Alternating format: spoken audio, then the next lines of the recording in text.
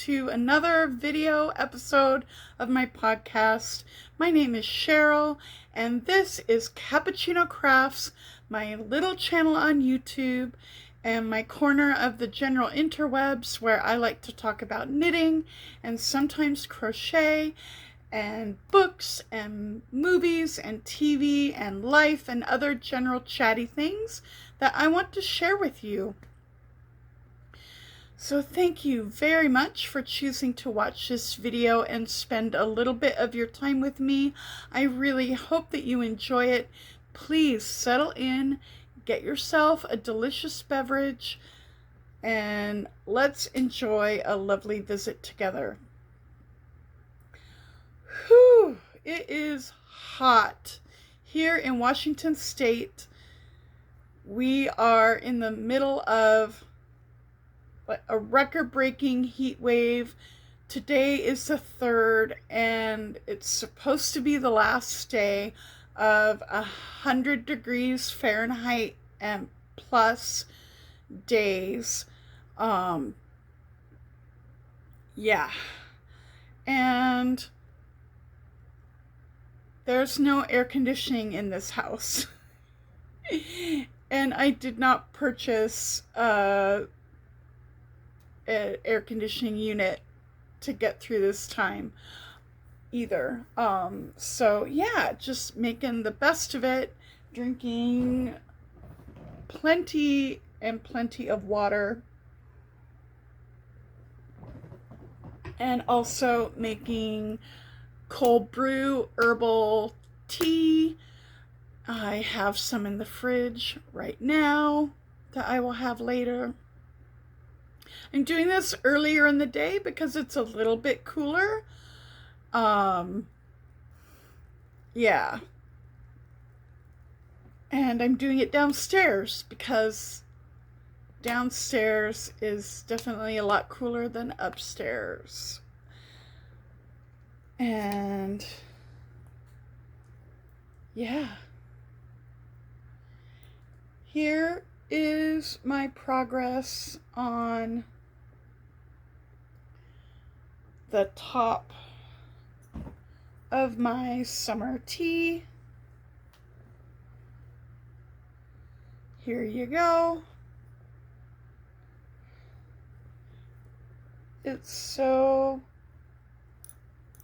cute. And this pattern is from this collection booklet from Barocco Yarn, and I am using the Barocco yarn that it was designed, that these patterns were designed with. I am doing this t-shirt. The pattern name is Etta. And this yarn is called Summer Sesame by Barocco, and it is 49% cotton and then 47% acrylic, and then the rest is nylon. So it's a summery, breathable yarn with the cotton in there, but it should also hold its shape and not stretch out of shape or grow too much. That also makes it easier to wash and care for with the acrylic and nylon in it. So this is machine washable, although they say lay flat to dry, which sounds about right. Yeah. So this is from the top down. So here's the neck.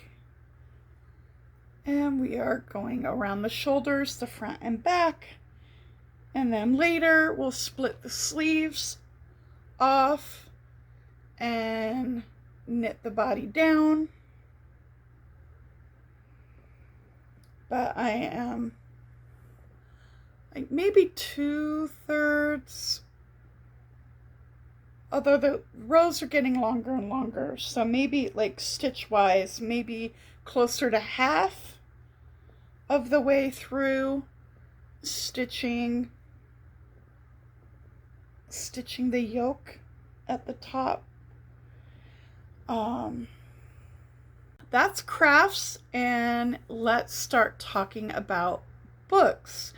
I started a couple of books. One of them is this book that I picked up from the library, The Tiger Flew by Larissa Lai. I was just kind of browsing around, and I read a couple of reviews on Goodreads, I think, but not 100% sure, that were very intriguing about this book. And what made me very curious. And so I wanted to try it out. And I looked at my library and I saw that they did have a physical copy of it. So I requested it and picked it up. And I'm using my crochet bookmark with a few little beads. I really like this. Here's the other end. It's just, anyway, I really like this bookmark. And it was fun to make too.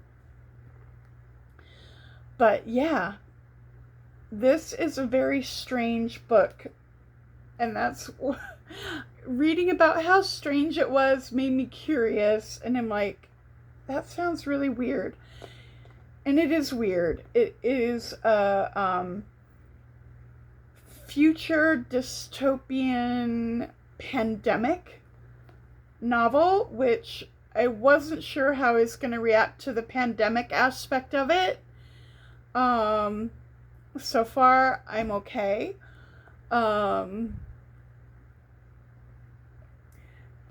But yeah, it is, I think even before the pandemic, like climate change had really progressed. So it's a pretty dire situation, and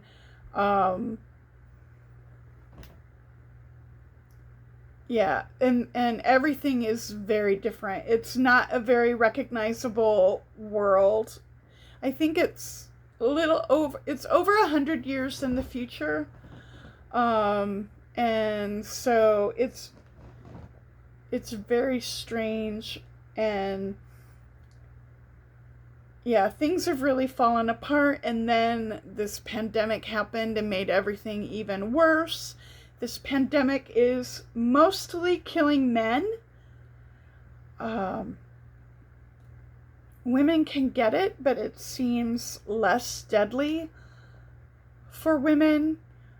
So there aren't many men left, and all the men are like quarantined inside so that if they aren't sick, they can try not to get sick, and then the sick men are quarantined and separated as well. So, yeah, and she does not explain a lot. It's just like you try and piece it together as much as you can and go along for the ride. And people were using words like psychedelic, hallucinatory as the feeling that you get while reading this, and I would agree. It is a bit disorienting and hallucinogenic. You don't understand really fully what's happening, and there are also these women who have been outcast, and they were created in a lab by this scientific corporation possibly as a response to trying to deal with the pandemic and find some cures or anyway, but they can kind of clone themselves. Not all of them, but some of them. They're called, those women are called doublers, and if you cut off a part of them, it will grow into a full clone. And then in that same group of these genetic engineer experiments, there are also some who they don't like clone completely, but if you cut off a limb or an organ, take out an organ, they will regrow what was removed. So they are called starfish. And they have now been outcast, and some people don't even believe they're real. There are different like quarantine rings. There's rings on this cover. There's a lot of separation and different rings and different quarantine areas, and there's a lot going on, and it is so far I'm liking it. I'm about 20% of the way through, so not very far, but so far I'm like, it's a ride. It is a ride, and it's good so far. I'm glad I'm trying it. I also started Clara and the Sun by Kazuo Ishiguro. I have that digitally from the library, and I'm really enjoying that. I had to wait for that hold for a long time, so I was excited when it came up in my Libby app. And I'm like 68% of the way through that right now, and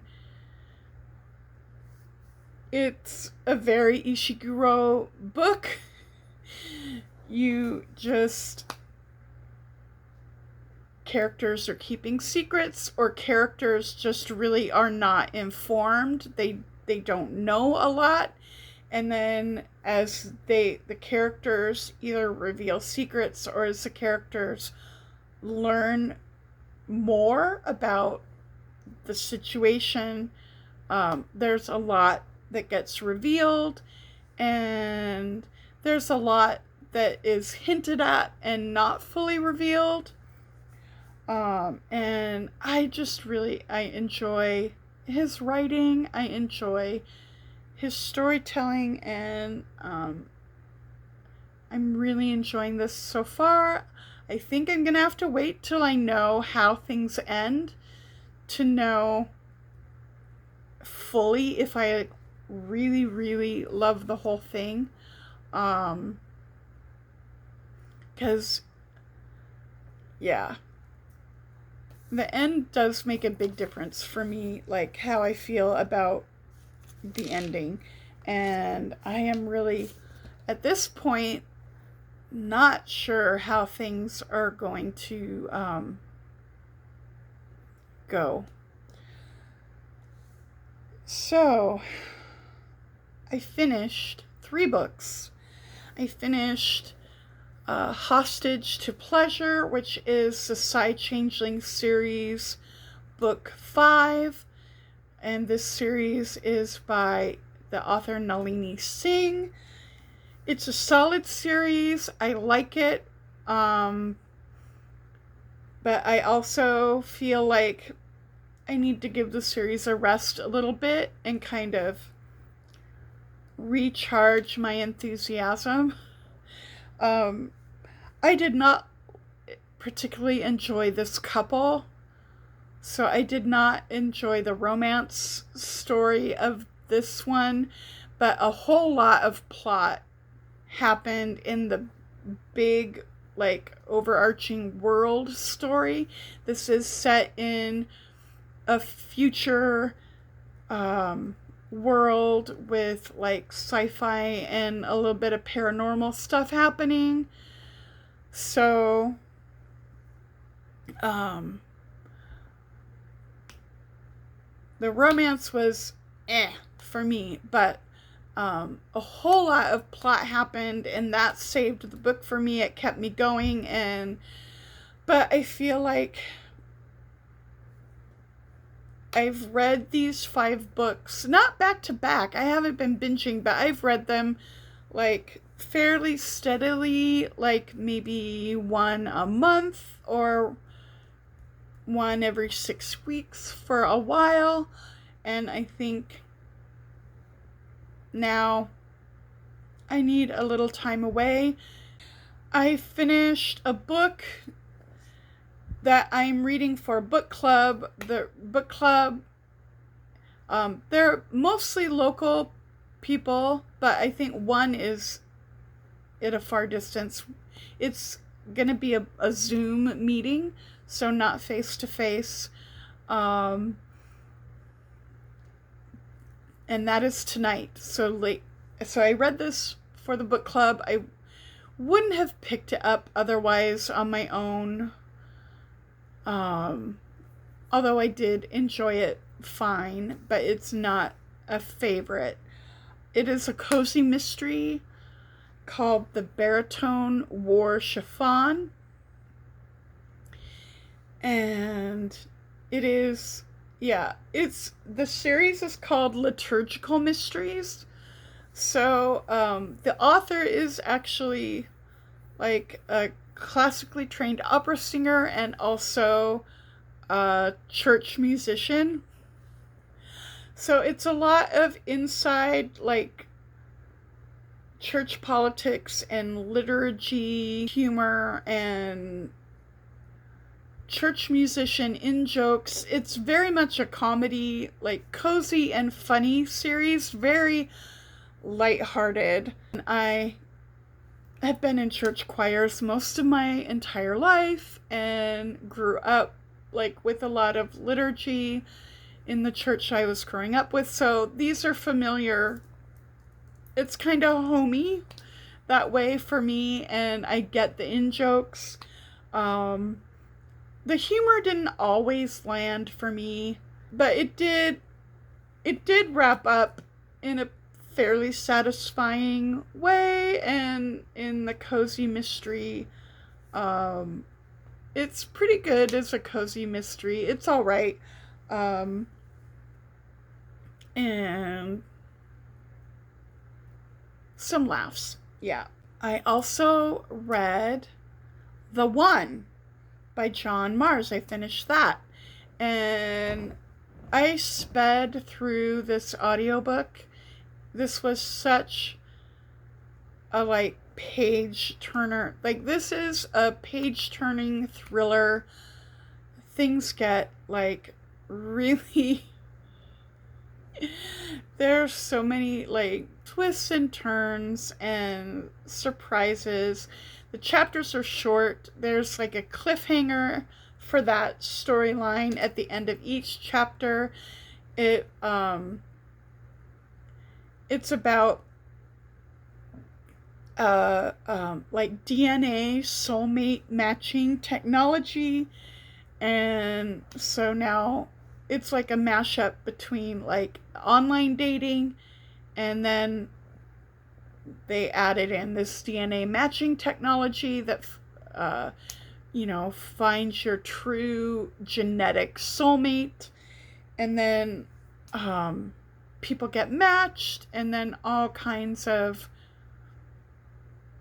different scenarios and like twists and turns ensue. It follows, I think, 5 matches. And so it goes, so that there's a lot, and it moves pretty quick. Like I said, this was such a page turner, and I'm like, no, and what, and it was fun. It was so much fun.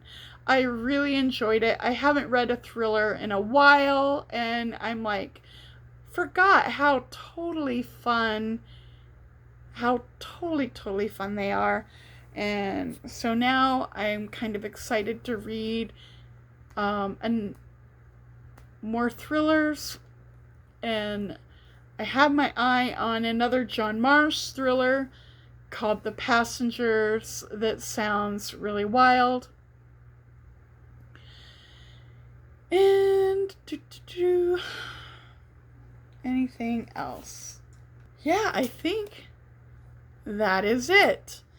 So, if you are having a heat wave where you are, I hope you are staying comfortable and drinking lots and lots of water. And I hope that your reading is going great. If you're crafting, I hope that you're really enjoying what you're making.